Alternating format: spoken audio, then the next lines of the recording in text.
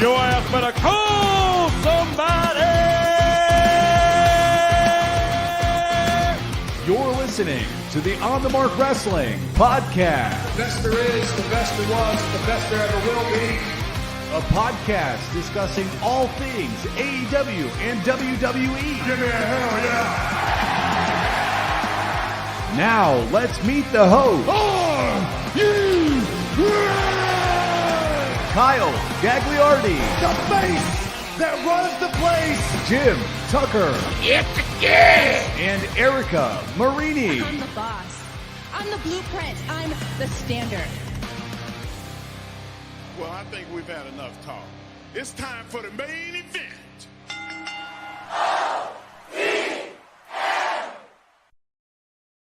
What is going on, everyone? You're listening to the On the Mark Wrestling Podcast, hosted by the Marks, for the Marks, and I am your host, Mr. OTM, Kyle Gagliardi. And joining me this week is my good friend, Jim Tucker, or as I like to call him, Chucky! What's going on? Kicking it old school this week. Many of our viewers and those in the comments section are familiar with Erica Marini. She's taking the week off. It's not a shoot injury. Just giving her the week off. What do they call it in the NBA? Load management for Erica Marini. Yes, this is a load management for Erica Marini at Erica_0328 on Twitter. If you still want to go give her a follower, send her well wishes. Tell her enjoy the time off. The podcast game can be rough sometimes, but it's popping because it's a great time to be a wrestling fan. Dirk Vogus here on time. He was not happy last week. I saw that. A little pissed towards the end of the episode. He showed up on time for the regular time. So glad to see that he's back with us. Dirk, Ryan, Robbie, the crew is filing in. So we got a lot to talk about. Let's get after it. Yeah, we definitely do. And obviously I wasn't here last week. It was my off week. My good friend David Kepshire got married this past weekend. So congrats once again to him. It was a fantastic weekend in Grand Rapids. Clap it up. Yep. Love that. Still was able to check out OTM episode 107 in my hotel room. You guys did a fantabulous job until my mom came in right when you started talking shit about me. Yeah, a little, throwing some punches, little glove play there with trying to put Too Sweet Kyle in a body bag, and Donna from the top rope out of nowhere jumps in and saves the day. So bullying does not pay off, Moms always got their baby boys back. And it. Speaking of moms, look at that. Waving hello is my mother. The soundboard is hot right now. Donna, what's going on? Yes. Look at the comment section just ripping the first place St. Louis Cardinals hat that I got on. Of course, it's the Vogus boys who are Chicago Cubs fans. I can't hear you from all the way down in the standings, so I figured I'd wear this shirt because we just swept the Rockies. And Mikey Wilson, I don't believe that comment whatsoever. He said best episode ever last week without gags. Thoughts on that, Tuck? I'm gonna say false. I think the energy between the three of us is unmatched. The synergy is very synergistic. You have zero career MVM forgets. I think since Correct. the MVM became a thing, I don't think you've ever forgot it. We remembered the MVM about 2 minutes after we hit end broadcast, and then we said we're not going to say anything to anybody. And Ryan Matthews, bang, 5 minutes MVM. Yeah, well, here we are. Maybe this week. Hopefully guys can remember, because I stank. I definitely will remember. Don't worry, people. Like Robbie Collins said, you also forgot to give out the MVM. That they did. But other than that, it was a very good episode. So okay, Robbie, cool your shit. Okay. Less than 5 minutes in and we're already getting shots. Okay. He's got to get his Tucky shots in. That's what he does. That's what he does. Such a fun energy between the two of us. Yeah, you guys got something going, that's for sure. So like you said, Tuck, though, there is a lot going on in wrestling per usual here in 2022. But before we get into that, we got to remind the listeners to check out the website. Get yourself some merch on themarkwrestlingpodcast.com.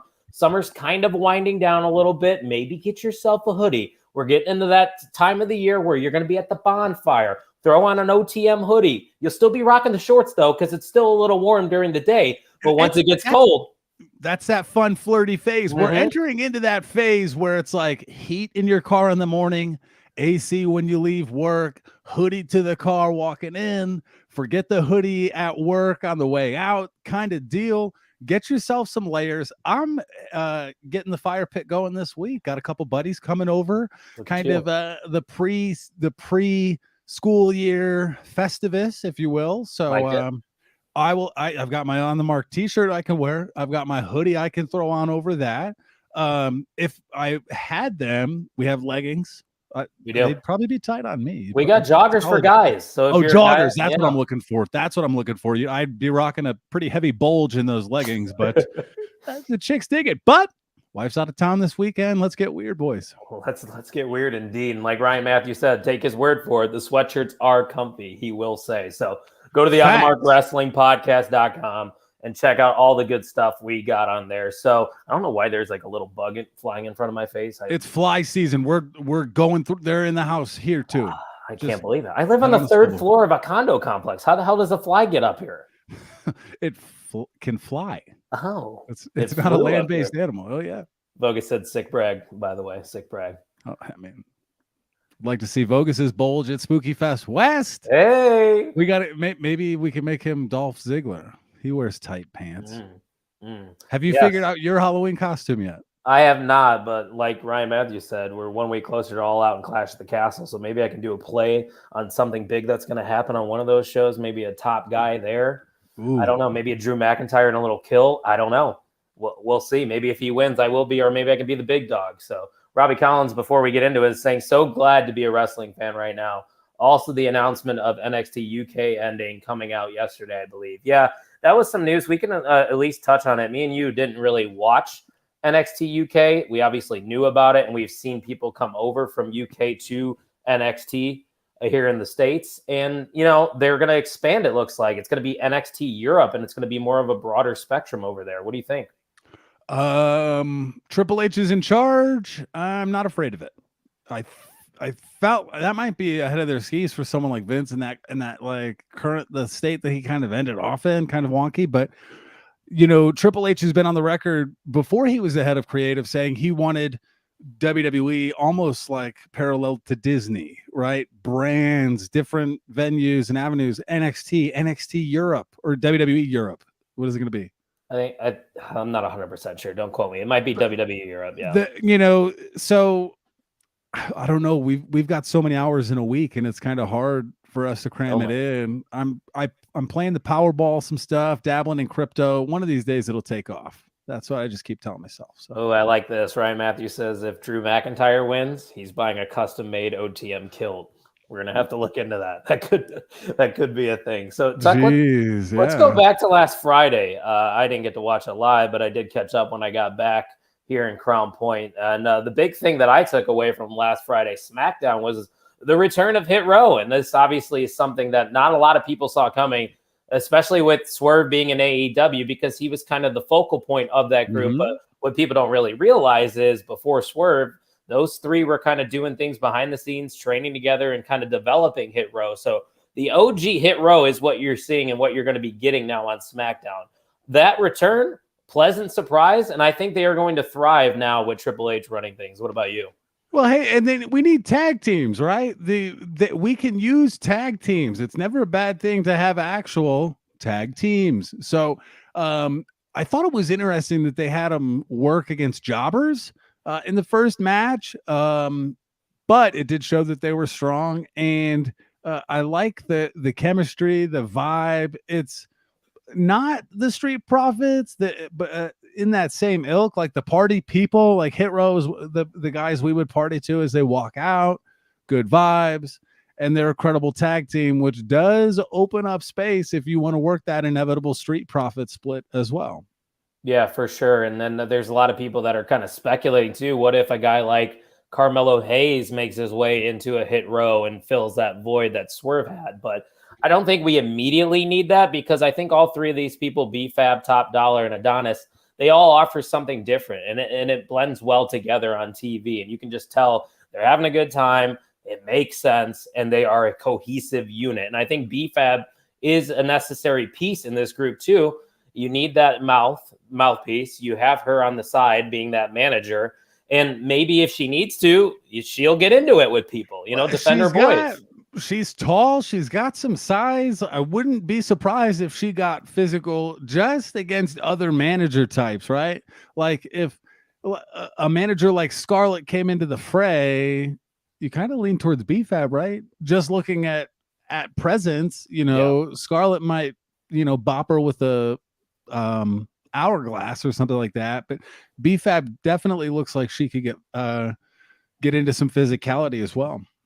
Yeah, I'm excited to see where they go. And like you said, they need tag teams right now. And it seems like they're kind of revitalizing that tag team division a little bit here over the past few weeks since Triple H took over. But the other thing on SmackDown I wanted to talk about is the main event, because I thought it was a very good one. You had Gunther, the IC champion, taking on Shinsuke Nakamura. And the reason I really like this, Tuck, is because Nakamura seems like that perfect guy perfect first feud for Gunther, someone who's kind of been in the title picture before. He's a 3-time or maybe a 2-time IC champion. And like when you're seeing Nakamura take on Gunther, you deep down believe Shinsuke could win. Like he's legit. That's what I went into. Okay, like it's not crazy to see a title match on TV, but a lot of times it's predetermined. You're kind of snoozing through it because it's like so like foregone, that conclusion. Nakamura and Gunther, not a foregone conclusion. No. And with Triple H just taking over, okay, is he gonna put the strap on Nakamura because he wants to develop Gunther? There's a lot of things that you can do, and that's what we're seeing between Raw and SmackDown. A lot of these fresh matchups. That was match of the night, possibly match of the week. And with Gunther winning, pretty credible Intercontinental Champion. He will not refer to it as the IC title. He's the Intercontinental Champion. I'm here for strong mid-card titles. Yeah, and Robbie Collins is saying, was a great main event. I didn't mind who won, to be honest. He thought Gunther was going to win just because he's been the dominant guy. And yeah, the way he's been presented so far on the main roster, I have no complaints with it. A lot of people were a little hesitant first with the name change, going from Walter to Gunther. And now we look back at it, I'm like, who the fuck's Walter? I don't care. He's Gunther now. The presentation, Ludwig Kaiser on his side, everything is clicking there. And it's not just the Intercontinental Championship. You look over on Raw, the United States Championship means something now. It feels like over the past 3 weeks, there's been an emphasis on the mid-card titles, especially with Roman Reigns not being on television a lot. Well, and it's not just good matches, too. Thoughtful, well-produced vignettes about the history and the sanctity of these titles. All those little things add up. And to what Vogus says, he says, let's defend those titles on the actual PLEs, huh? Yeah. I'm not going to be surprised if that happens. With us having tickets to WrestleMania, we made the comment that that'll be the first WrestleMania that Triple H is behind. Very excited. Oh, yeah, it should be very good. And going off of Vogus's point, I definitely agree that we should see more title defenses with those belts on the PLEs. But also the IC champion has always been looked upon as like the workhorse title belt.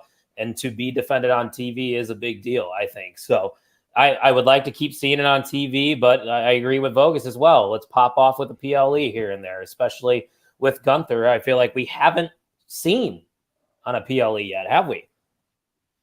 Not to my knowledge. No, I did see him whoop ass in a triple threat at the house show in Reno. Yeah, he was not thrilled to be there. Ludwig Kaiser not happy. Dirk mentions I thought it was pronounced Gunther, and it actually is. We're American. We're Midwesternizing it. Gunther. That daggone Gunther, I tell you what, he that Gunther boy slapped the shit out of Ludwig Kaiser. Knocker, that Gunther, I tell you what. Dirk Vogus is right. It is Gunther.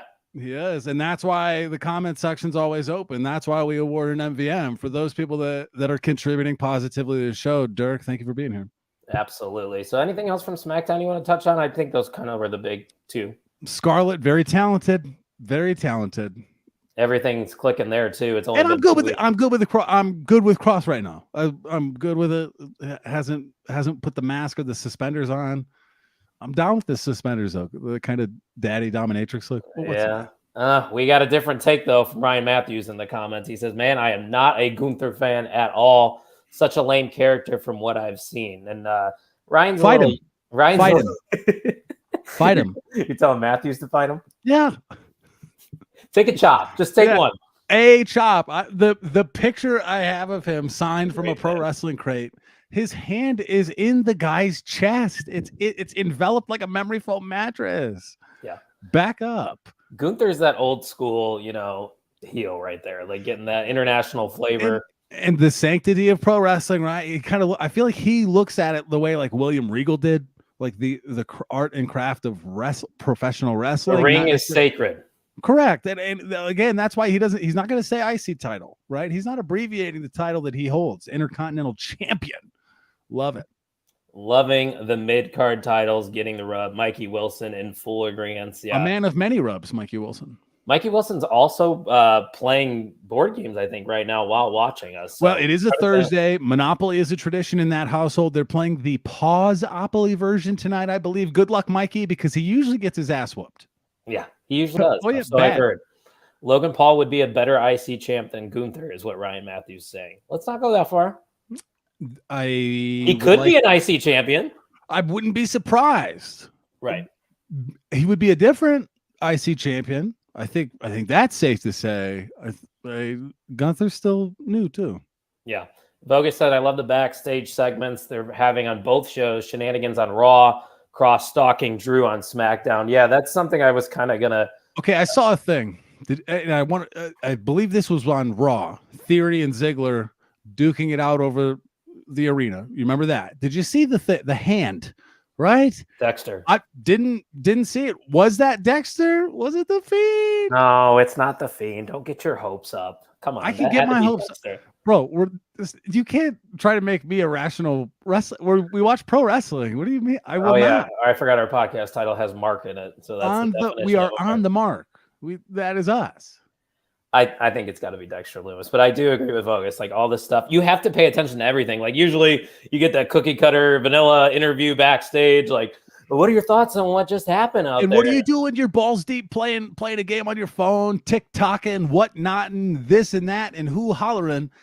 You got to watch. Yeah. You got to watch. Ryan Matthews did come back with a nice point, though. I'm hearing you can get many rubs if you buy the OTM joggers on the markwrestlingpodcast.com. This guy's very good at teeing up, though. So we might not agree all the time on his opinions, but he's a brand guy. He's for the brand, and that brand overall would be the Overtime Sports Network @_OTSN on Twitter, and the banner behind that dreaded hat that so many people in the comment section are taking a poop emoji on right now. Overtime Sports Network @_OTSN. If you're watching on YouTube, like, subscribe, hit the bell notification. If you're on Facebook, make sure you follow whatever venue you're at. Make sure you're here. We're here each week, and we're having a great time. You're goddamn right we are, Tuck. So let's move on over to Monday Night Raw, because Monday's episode of Raw, Tuck, was probably one of my favorites in 2022, because from top to bottom, we got good in-ring action. Stories were being told throughout, sometimes backstage in those segments. And everything just made sense and seemed to click. Like all as a whole, Monday Night Raw was a fantastic watch this week. It feels a lot more deliberate, right? Vince got into that run where, it was being posted that he would show up to the venue and scrap a lot of things, make a lot of late changes, making a kind of turbulent work environment for the talent. There's a lot of nuts and bolts and sprinkles here where if you're on the roster and you're excited to get to the building just to see what might go on, what you might be in, right? And it feels like the performers think everything matters as well. To you, does it feel like they have more liberties on the mic too? Yeah, you can tell with the vocabulary that's going on. Wrestling has been used. They like to say sports entertainment when Vince was running the show. I would definitely say that there's more freedom in their promos for sure. Yeah. And in those, you learn a little bit more about the people, I think. Vogus is saying Raw is the best wrestling show right now. It's fun and must watch. And it's the longest to disagree. One. Like we bitched about the Raw for 3 hours kind of flies right now. Like it's a good sit.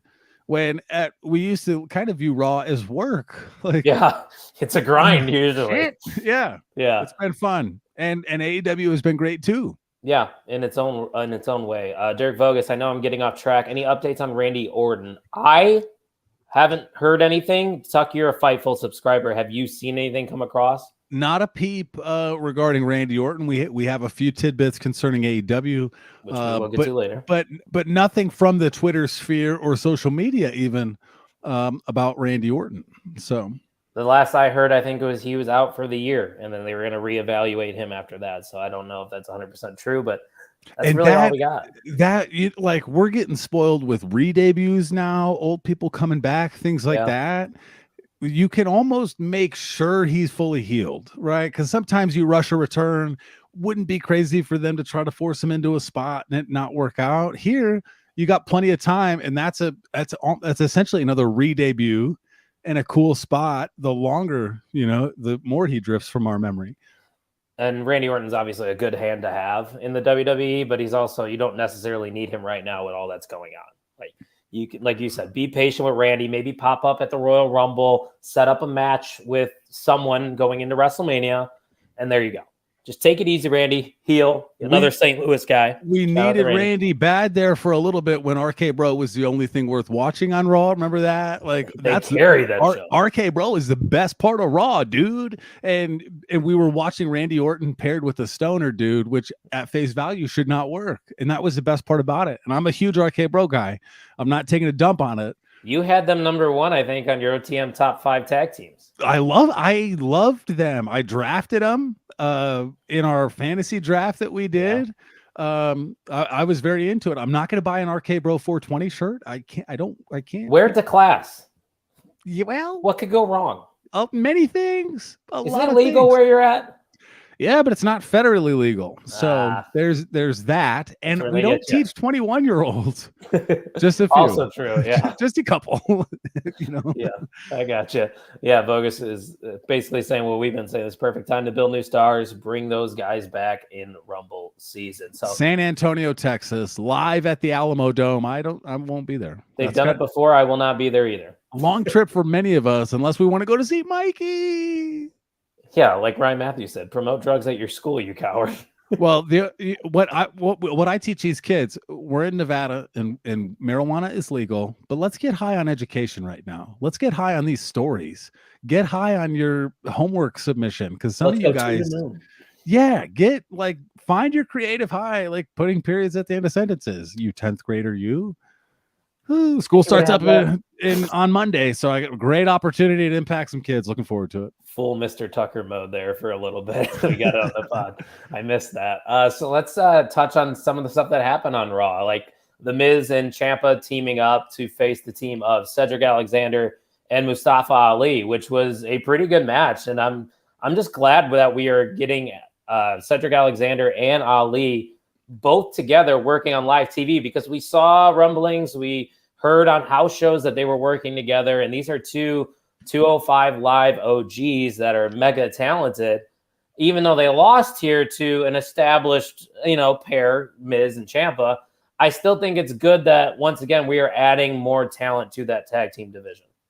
It's never a bad thing, and you can have too many low card solo competitors, right? What do you run out of time and they run out of satisfaction? I think it's smart to pair those two together. Here's a new thing. Go work on it. Get yourself over, and let's see, right? Yeah. I really like it. Bogus asked about the book, my kid's book. We are done with outlines. I am paying the illustrator tomorrow to start adding color. So we're 2 stages away. All the color, one more payment, all the words, and that thing will be on Amazon.com only. Hey, not at a bookstore near you. I will buy it. I will. I'm going to buy a bunch, and I have to get to work on that, the branding of it, the website and social media and things like that, because it's a series, right? So trying to buy my mom and dad a car with it. So we'll see.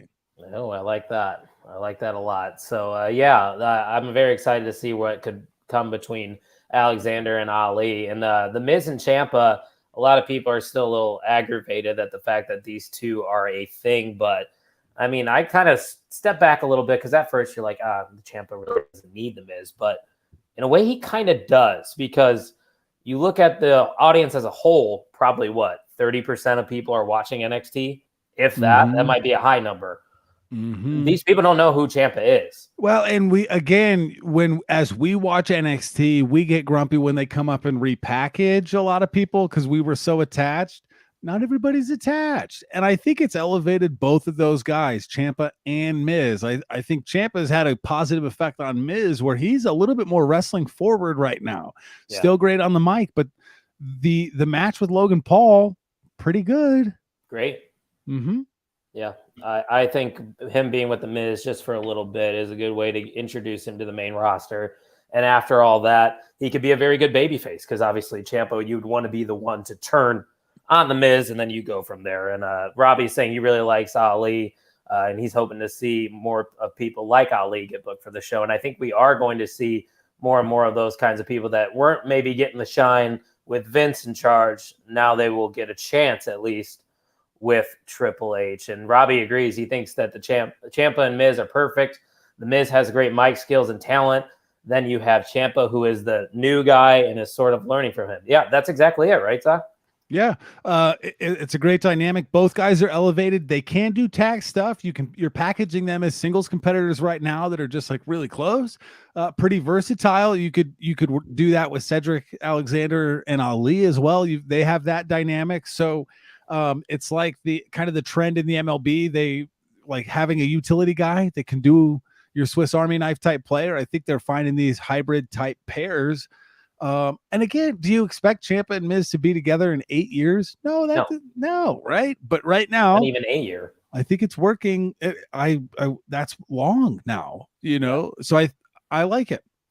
Yeah. So let me ask you this question: these are 3 newer tag teams. If you were to pick one of those tag teams, Hit Row, Miz and Ciampa, Cedric and Ali, to potentially dethrone the Usos, are any of those teams credible enough to do so? Ooh, are they, when it comes to the Usos, are they credible to do so? Oh, nice. No. Hit Row would have liked that a little farther. I don't see anyone on the same level. Like they beat the Street Profits again. Yeah. Like right now they're in a tough spot too. You have the Viking Raiders and New Day doing their thing. Do you think whoever potentially wins that feud takes the Usos on? Like the New Day seems like the only logical choice because you've done it before. It's worked. They're credible. Great match. Yeah. I would say the New Day if I had to pick, but I agree with you. Out of those 3 teams, no, I think the best match comes from Miz and Ciampa. Yeah, but the story makes no sense. I think Cedric and Ali could give them a really great match, but like the Usos are they going to beat the Usos? No. Like probably match of the night, 5-star, great match. They're not going to win. They shouldn't win. No, I would agree. You'd have to do a lot of building to get to that point. But also on Monday Night Raw, you had Kevin Owens and Drew McIntyre, who, in my opinion, had one of the best segments of the year on Raw because KO basically came out and stated that the prize fighter is back, and he immediately he felt like a main event player to me once again. It only took him a couple minutes to talk, but the intensity, the verbiage, the way he confronted Drew McIntyre, I was like, that's it. Kevin Owens. That's the Kevin Owens we've needed for the past 5 years. Give me that. I want it. It was so good. You see the offended gif where they're like, oh my God. At the end of it, it felt raw, right? Monday Night Raw. It felt raw. It felt emotional. They were both great. Yeah. I don't know if this is going to be a feud down the road because obviously Drew's got the Roman Reigns match coming up and not really sure what KO is doing. He sent Ezekiel away, but I think that's a hint of just things to come from Kevin Owens. I think that's like Triple H is like, all right, this is one of my main event guys and I'm going to put him in the ring with Drew and let's see what happens. And obviously Kevin Owens stood out to a lot of people, but you got to give credit to Drew McIntyre because his rebuttal was fantastic. He had that intensity. And it made me just want to see those two fight, and fight they did. Well, I think Kevin Owens made a lot of really good points. And then I was like, he's kind of, maybe he's right. And then Drew McIntyre came back with a lot of receipts on some of those claims. It was a brilliant back and forth. Kevin needs to be champ of some sort. He's actually brilliant, Robbie Collins says. Yeah, we've been speaking Kevin Owens' praises ever since we met him War Games weekend, or Survivor Series weekend, I should say, because he showed up at War Games. That's what I remember. But Yeah, Kevin Owens. The moment of the meet and greet, we're like, okay, we'll see you tonight. And he's like, oh man, I wish. And we lost it when the music hit. I think somebody still has the video. We were going, I wish I kind did. of ballistic. So that was a lot of fun. Vogus is saying Ali and Dijak are having bangers on main event. He's seen highlights of. He's ready for a Dijak push, which I think is was there a report that they are considering repackaging him, or am I just making shit up? Is he Dijak or Dijakovic? I have seen that, like the thought of it, but I haven't seen confirmation. I would love that. Yeah, because the T-bar stuff that ain't gonna get you on TV. No, not gonna get you on TV. But with that match between Kevin Owens and Drew, it was fantastic. And the Usos attacked Drew to make it the DQ finish, which usually a lot of the fans wouldn't like, Tuck. But I think in this instance, it was warranted. Yep, I agree. Because you got that match at Clash, beat him down, make him weak going into it. You don't really want either of those guys to lose in that spot because you have Kevin Owens cut that promo. And then what if he just loses to Drew? Sweet. It's like, oh, you said all that. We'll have a rematch the next Monday on Raw, and that'll be it. Hard to disagree with what Vogus is saying. He said Kevin Owens and Seth are the MVPs of the WWE. They haven't held titles in years and are at the top of their game. Yeah. That's facts. Model of consistency right there between those two. And obviously injuries happen. So Rollins, and it shows like what good storytelling can do for you. Like your stock can be very high and not need a title. And I think the Vince era maybe forgot about that. Like a lot of those guys, they were throwing feuds together left and right. And now they're giving Seth and KO time to breathe. Love it. Yeah. Good stuff, quality stuff there on Monday Night Raw. Other good things that happened, we're just going to go through them really quick, is we had AJ Styles taking on Bobby Lashley for the very first time, Tuck. That's crazy to think. And I think that goes back to their days in TNA.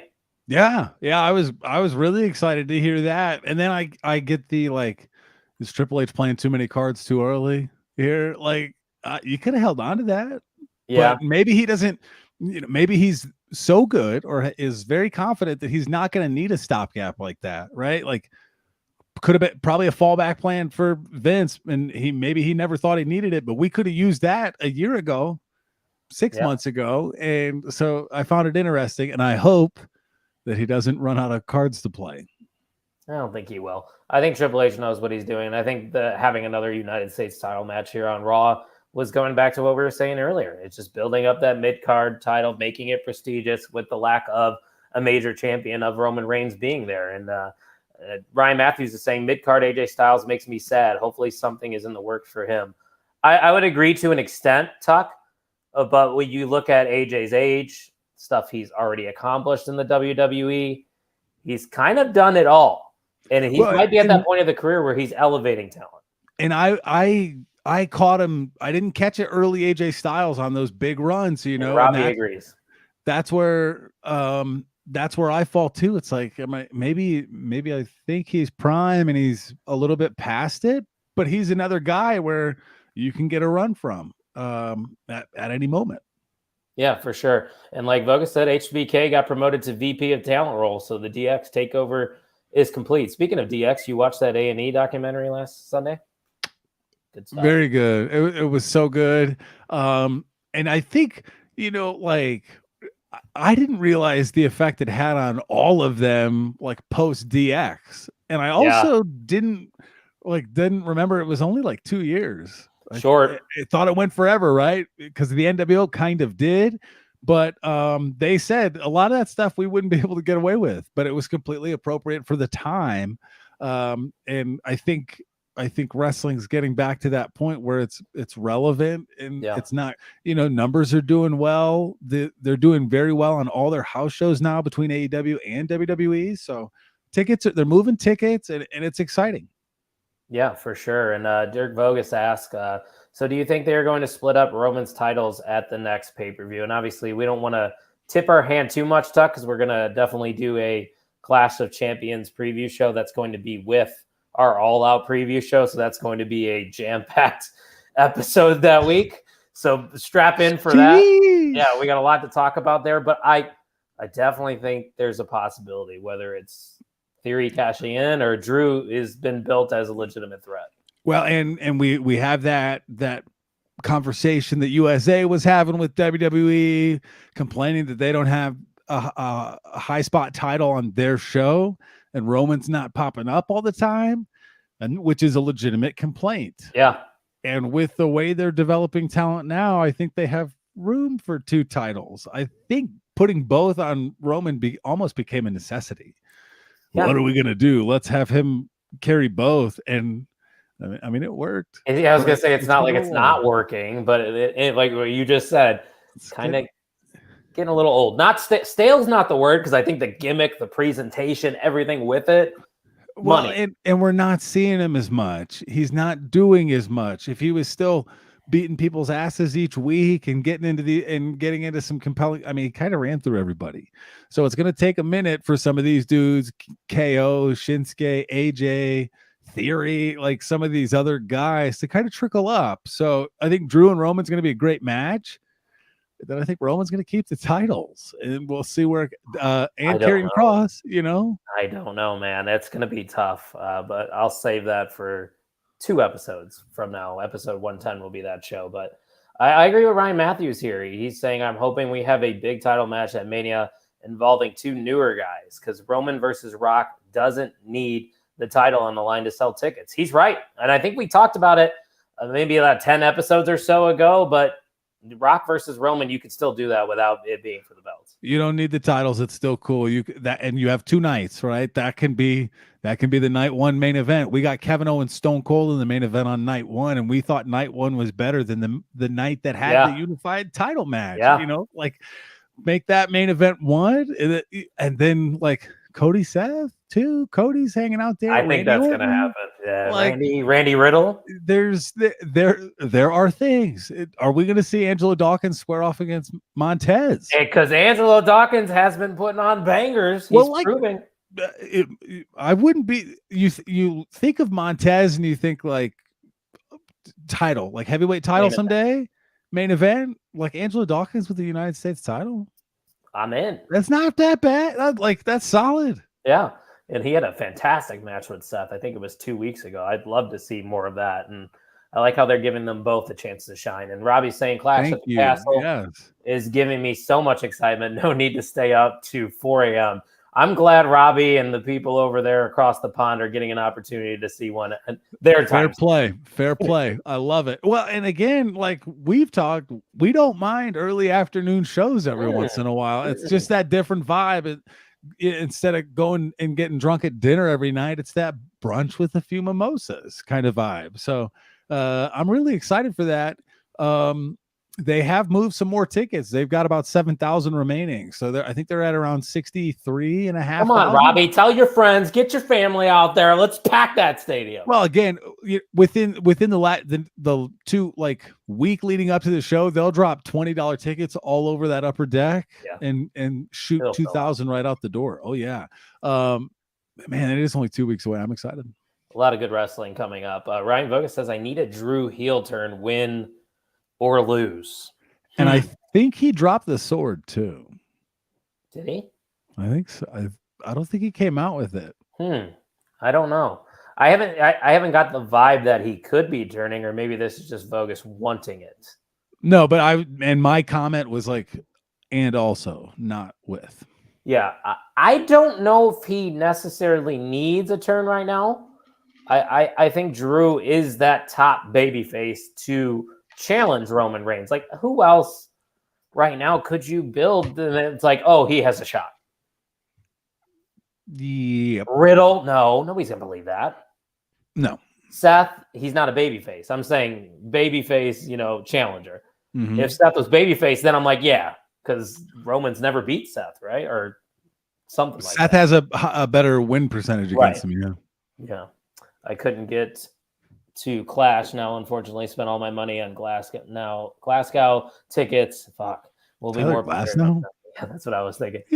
Tino's time checking in. What's going on? He says, what's up, guys? Thanks for stopping by. It's Tino's time. Yes, sir. Ryan Matthews says Sheamus has gotten so close many times he needs to get involved without continuing the stale rivalry between him and Drew, though. And Vogus brings up a good point. Bobby Lashley, credible babyface that it's definitely a name. Dude, he's when you look at his career, is this the best Bobby Lashley? 100%. And he's what, 44? Yeah, still jacked to the gills. Personality. He's putting on good matches. Big, strong, tough dude that can move. Big, meaty man. All of it. I love it. I love what Bobby Lashley is doing right now. So last thing from Monday Night Raw, and then we're going to take a little bit of a break and then move into AEW talk, is the main event. We don't need to talk a lot about this, but I thought it was an interesting choice. We saw a fresh one, Theory versus Ziggler, and this match was fantastic. And you kind of see young Ziggler in Theory a little bit, like watching that match. And what Theory, the comments Theory had about Ziggler earlier in the night, a little like cutting, right? Like kind of true and weird, but Dolph's back and main eventing a Raw right now, and he's great. He puts on great matches. He's a great pair for Theory. Yes, he is. It was very fun to watch. Sheamus is one that needs a belt as well, in my opinion. You know what, guys? I love our chat. I love Robbie, love Ryan. Not everybody can have a belt, guys. We don't need everybody holding the strap. We'll get there. Wow. Fuck. Whoa. When he meant to say, great comment, Robbie. I mean, thank you for your Robbie, contribution. we appreciate you. Don't worry. I do miss that theme song. Bring back the lobster head Sheamus theme song. That was a classic. Don't do that. Bring it back. But So give Butch a name called Pete. Yes, which he's kind of hinting on Twitter. You see that? Yep, I'm in. I like it. I'm into. So I think that's all we got from Monday Night Raw. Like I said, we're going to be talking about AEW here. A couple things happened that are worth discussing, but we're going to take a quick break, see what the people are saying about the On the Mark Wrestling podcast. What's everybody saying about the On the Mark podcast? It's just insane, and I love it. Non-stop hardcore energy. Unlike any other. It's a great show. We'll be right back after a brief intermission.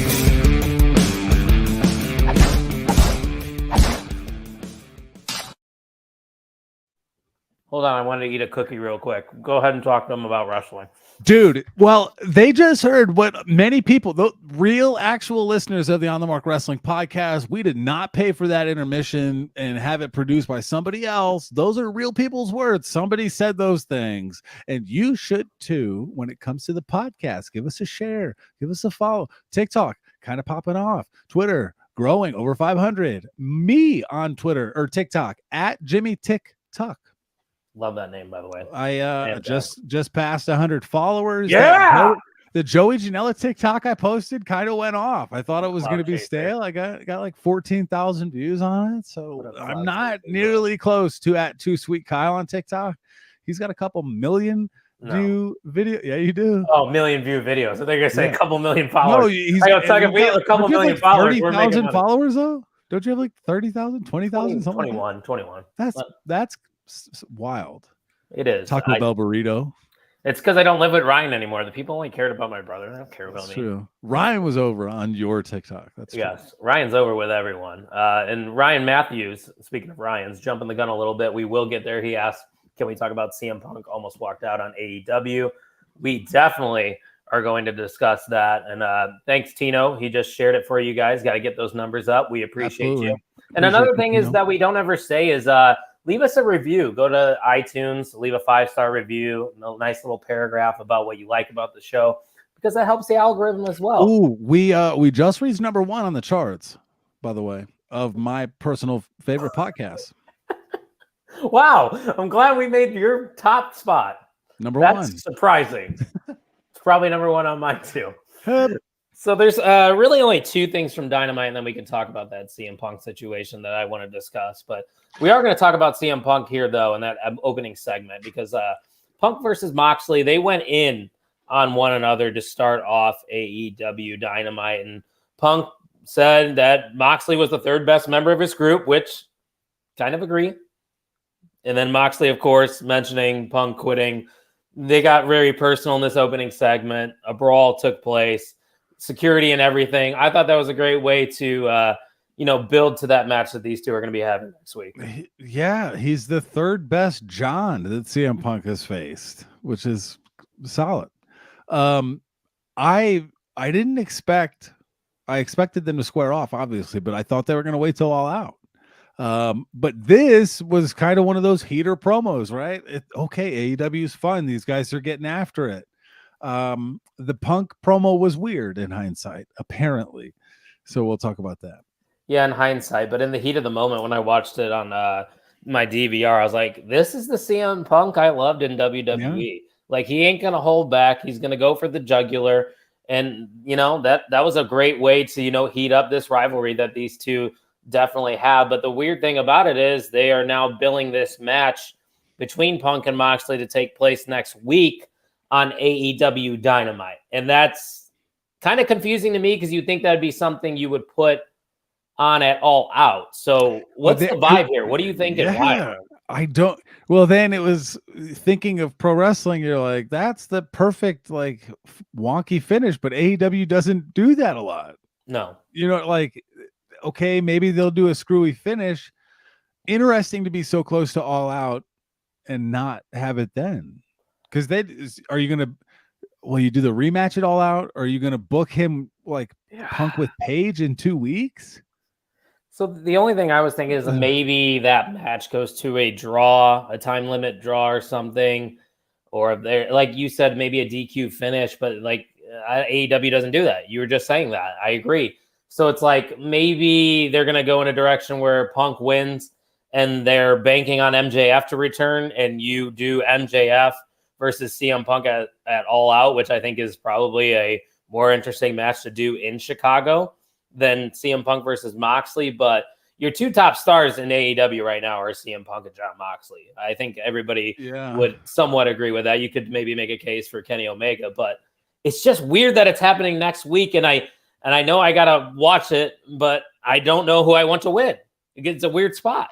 Yeah, and Vogus makes a comment that I'll pull up with the news. Maybe they're getting it done now in case he bails regarding CM Punk, right? He's, there's reports out there that he's not happy and has threatened to leave. Oh, yeah, put it on Mox now. Yeah, let's just get fully into that and just go into what we've been seeing on Twitter. So why don't you share what you've seen so far? Well, according to Fightful, basically in CM Punk's promo yesterday, he called out Adam Page, Hangman Adam Page. That was not planned, was not scripted, was not discussed. Hangman Page was in the building, but because it was out of nowhere, that's a lose-lose situation if Page responds, right? Like, if he doesn't respond, he's kind of a wimp, but if he does, like, what's going to happen, especially with it not being talked about? And then Fightful does not confirm sources in that they spoke with people that said that CM Punk was happy, but they've heard through the grapevine that he is unhappy. Does that make sense? Yeah. People have told them that they've heard people say, but the actual people that said those things have not spoken with Fightful about them. So, like all wrestling news, rumors, and reports I take it with a grain of salt because not everything you read is true. So maybe they are working the shit out of every single one of us because it's been done before. This is pro wrestling. But I look at it on the other side of things. CM Punk has a history of being difficult to deal with. And at what point do we stop pointing fingers at other people and point it at yourself? Yeah. Because a lot of these big time moments, like you just said, he wasn't willing to put over Hangman Page. I don't think they were going to go with that move, having Hangman beat Punk, but he made it sure that he would not go over it. And they were discussing things that Hangman would say about Punk in some of these promos, and Punk was not happy at all that they were considering saying those things in some of those promos leading up to the match. And that supposedly got him to the point where he said, I'm not losing to this dude. Yeah. So that's where the drama is and was, and that awkward part about it. Page yesterday is weird. It could be a work. That's why we. Well, and then Ryan Matthews goes, every time I comment, Kyle takes the words out of my mouth. Yeah. It could be. Vogus said there's an old school promo between Triple H and Punk that's going viral. That's very relevant to the situation. I have not seen that. I'm going to have to. We're going to have to look that up after the show for sure. Is this the beginning of heel Punk? Maybe. Right? I mean, well, I think if he stays, I think it's going to become the beginning of whatever Punk wants to be. Like, are they going to do whatever it takes to keep Is him? that best for business though? Just I don't know, CM but Punk's isn't Tony Khan like really like salacious about like CM Punk? Doesn't he like love him? All in all, I think his Hey, injury here, call ruined your a own lot. shots. Yeah, I think that injury ruined a lot of things going on, just momentum, storylines, and this interim title has kind of made things difficult.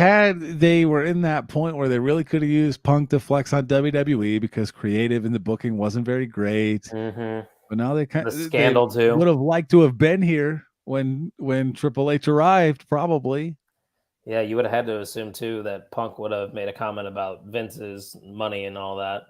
That definitely would have been a jab because CM Punk likes to do that. But I don't know. We don't really know facts here. We're just kind of talking about what we are seeing. We're not the ones reporting this. And I agree with Ryan Bogus. Tony Khan is such a dork. He is a dork. Dirk Bogus. I don't even know why I'm popping this up there. It's a preseason game. Bears 10, Seattle 0. Thank you for the update, Dirk.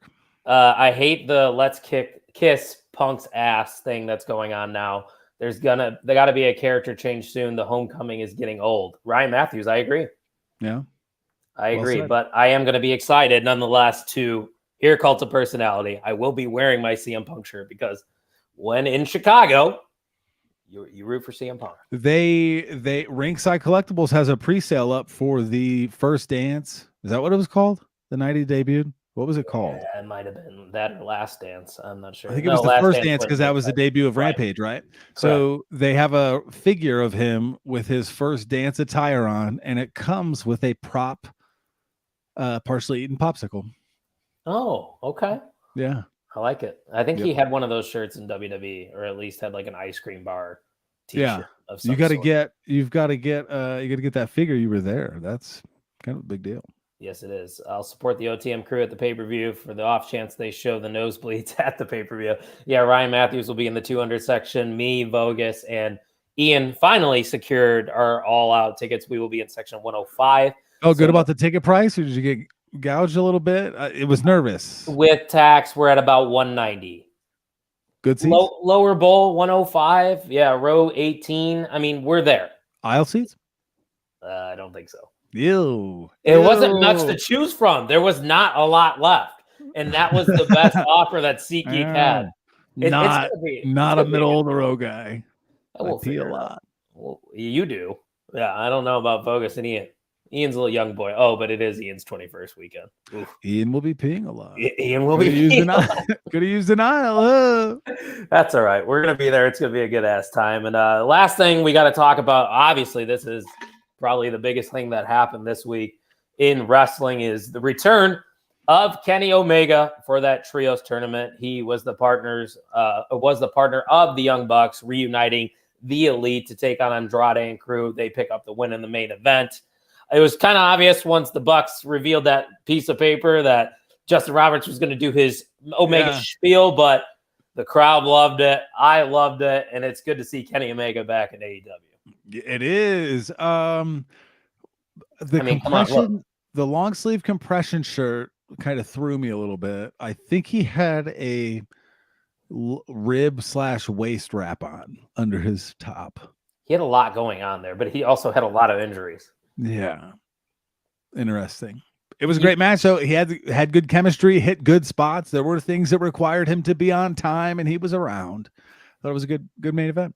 Yeah, I don't think he's 100% by any means, and you can see it by his gear that he was wearing. But 75% Kenny Omega is better. Well, than this is most the pitcher on rehab. Throwing 40 pitches right now, working the pitch count back up. It's gonna be good. And that trio spot's perfect. Yeah, look at us, simpatico over here. Look at that. Yep. Yeah, he doesn't have to do a lot of the workload. You let the Young Bucks do the high flying, super kick and shit, and then have the cleaner clean up the match. Bang! He hit the one wing angel. Looked fine. Yes, so it did look good. Are they rushing him back because of WWE pressure? Maybe. I also think with All Out coming up and the trios titles being introduced, that the Elite being the first trios champion that makes the most sense, doesn't it? Yeah, in regards to load management. Yeah, so that's good news. I'm expecting the Elite to win those titles, but glad to see Kenny Omega back. Hopefully we're going to see some more faces back. Don't know what's going on with MJF. I want to see him wrestle without a shirt off. I want to see his body. Oh yeah. I don't know what I mean by that. I was gonna say something, but I'm gonna keep it to myself. He took so much time off. Leave him off until he's 100%. Yeah, maybe. I think they needed to bring him back for those trios titles. So we'll see what happens from there, Tuck. But anything else from AEW Dynamite or AEW in general you wanted to discuss before we head out? No, like AEW is good and WWE is good, and that's great. You know what I mean? Like the shows are good right now. AEW was in that kind of that funk a little bit, but all the pro wrestling is good right now. Yeah, it definitely is. And like Ryan Matthews is saying here in the comments, hold on, I'm having some technical issues over here. It's got to be tough to book a trios match, right? Yeah. A good one. I wouldn't know how to book it. I could probably book a shitty one. But yeah, I think it would be tough.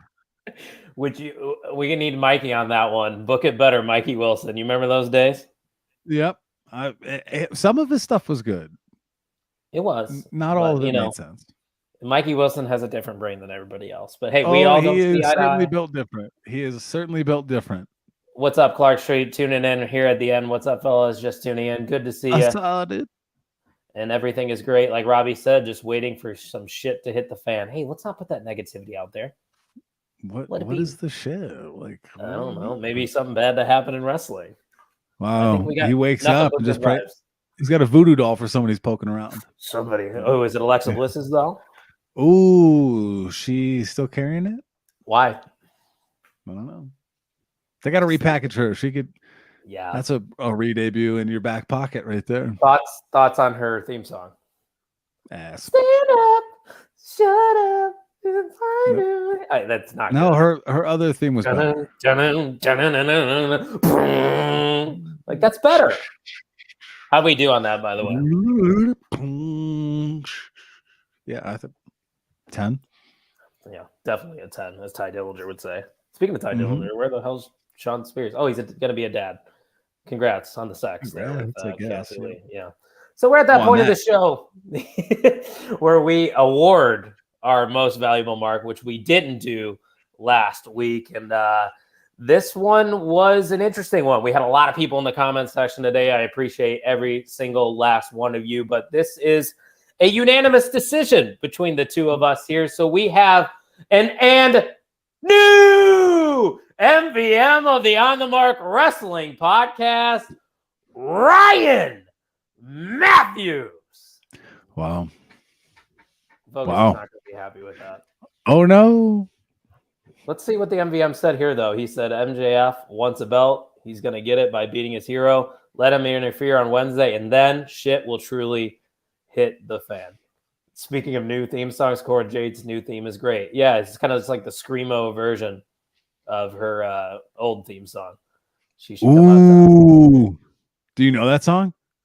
What is On it? the way down, I saw you. Save me from myself. Dirk Bogus wants to know if he's getting closer. You want to answer winning that? MVM? Yeah. Gotta be a little bit more active. Yeah. Right now he's on his comments are great. We just need more of it. You know what I mean? I think his confidence is growing in the chat though. No, that wasn't the guy. I believe it was Robbie Collins that said it. He said, "Is this the guy that won? The guy that won, the one that said Sheamus needs a title?" Ooh. And the final statement that we're going to bring up here from the MVM, Ryan Matthews: "Bogus is bogus, ladies and gents. Just in case you forgot." But I think Robbie's got a great idea here for the OnlyFans. OTM karaoke night. Who's in on OTM karaoke night? You have to participate though. Raise of hands. If you're random draw, yeah, like you might have to sing something. But Ryan Cabrera is married to Alexa Bliss. That's why we sang it. He is. Good for him or good for her? Good for both. You know, both. I think probably unity. Both. Just bringing people together. It's like a kind of like a sneaky upgrade for both of them. Yeah, I don't know. It makes sense. Love. You get it. We get it. So yeah, Tuck, I think that's all we got from this week. Why don't you send us home? Before we chat with you next week, between now and then, make sure you follow us at Pot on the Mark on TikTok, Twitter, and Instagram. Make sure you subscribe and follow on YouTube as well. This is where we post all of our shows. Share it with a buddy. Tell a friend, because the fun never ends. Wow, look at that, dude. I should be on Hit Row. Hit Tuck. Yeah, we should. Good for him, obviously. She's a goddess. And it is great for Ryan Cabrera. Yes. Yes, no doubt. Until next week, thank you for listening to the On the Mark Wrestling Podcast.